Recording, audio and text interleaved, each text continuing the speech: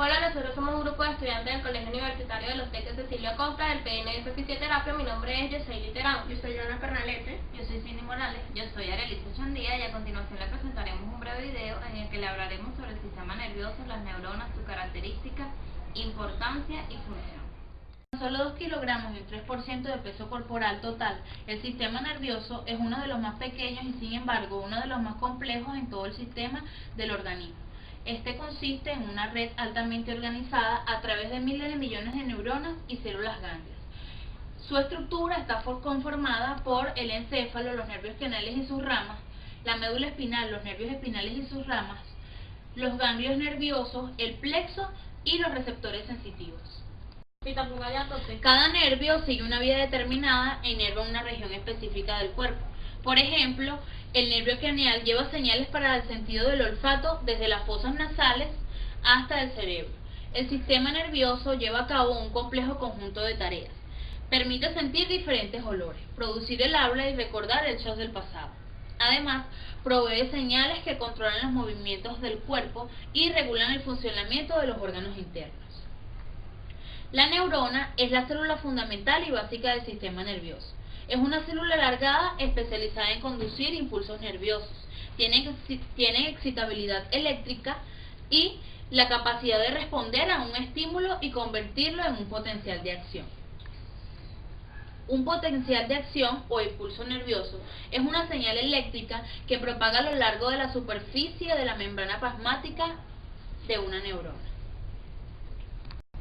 Partes de la neurona. Las neuronas se pueden distinguir 3 partes fundamentales que son el soma o cuerpo celular. Este se refiere al cuerpo de la célula, corresponde a la parte más voluminosa de la neurona. En este se observa una estructura esférica llamada núcleo. Dendritas son prolongaciones cortas que se originan en el soma o cuerpo celular.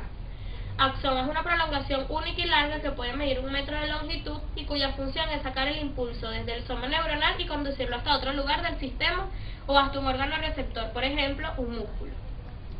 Transporte axónico. Hay 2 tipos de sistema de transporte que conduce el material desde el cuerpo o soma de la célula hasta los terminales axónicos y desde estos hasta el cuerpo celular. El primero de ellos es el transporte axónico lento, que es el que traslada el material aproximadamente a 1 o a 5 milímetros por día. Este sistema solo transporta el axoplasma en una dirección desde el cuerpo celular hacia los terminales axónicos. El transporte axónico rápido, que es el que es capaz de conducir sustancias a una velocidad de 200 a 400 milímetros por día. Utilizan proteínas que funcionan como motores para movilizarlas en ambas direcciones, hacia afuera o hacia adentro del cuerpo celular a lo largo de la superficie de los microtúbulos. La mielinización. Se dice que están mielinizados los axones que tienen una vaina de mielina constituida por múltiples capas de lípidos y proteínas. Esta vaina actúa como aislante eléctrico del axón de una neurona y aumenta la velocidad de una conducción de los impulsos nerviosos y los axones. Los axones que carecen de esta cubierta se denominan amielínicos.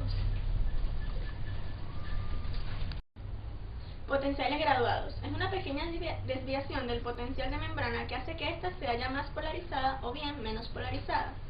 Se origina un potencial graduado cuando un estímulo causa la apertura o el cierre de un canal accionado mecánicamente en la membrana plasmática de una célula excitable. La mayor parte de los potenciales graduados se producen en las dendritas y en el cuerpo celular. Esto se denomina potencial postsináptico, y cuando los potenciales graduados se originan en las neuronas se denominan potenciales generadores y receptores. Potenciales de acción.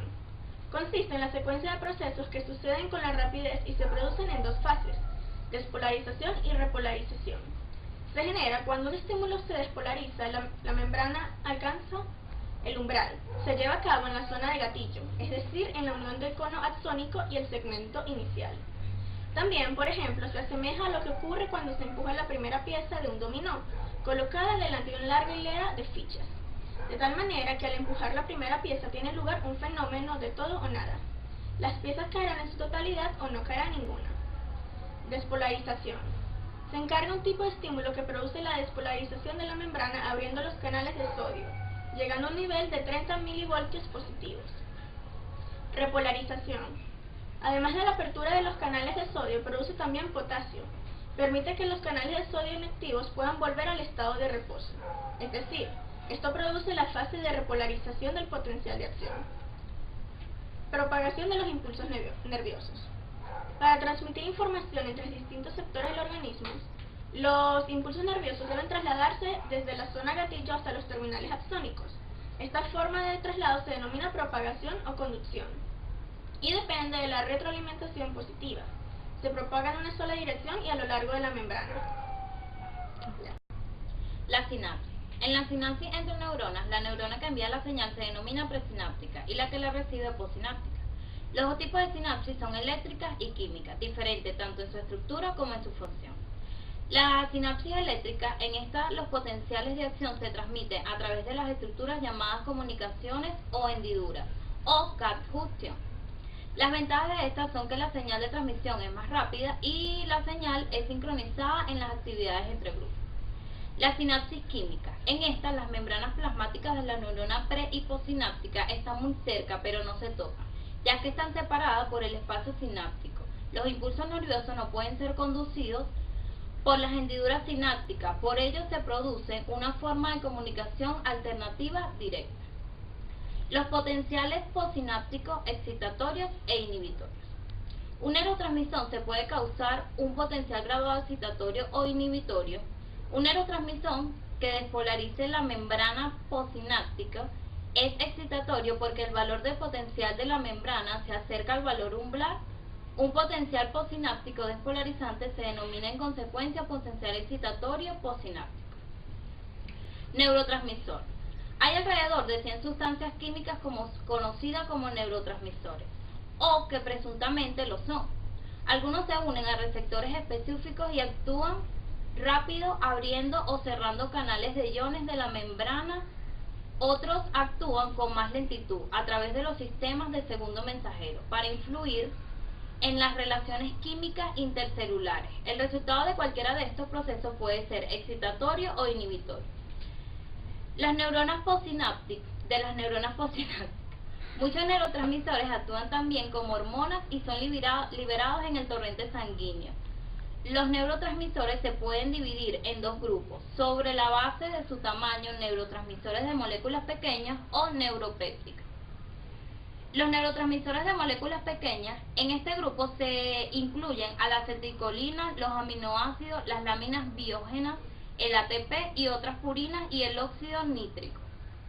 Los neuropéptidos son neurotransmisores constituidos por 3 a 40 aminoácidos, unidos por enlaces péptidos, tienen acciones tanto inhibitorias como excitatorias y están ampliamente distribuidos en el sistema nervioso central y en el sistema nervioso periférico. Se forman en el cuerpo celular de una neurona, se acumulan en el interior de la vesícula y son transportadas hacia los terminales sinápticos. Aparte de su papel como neurotransmisores, muchos neuropéptidos también actúan como neuronas que regulan la respuesta fisiológica en otras partes del organismo.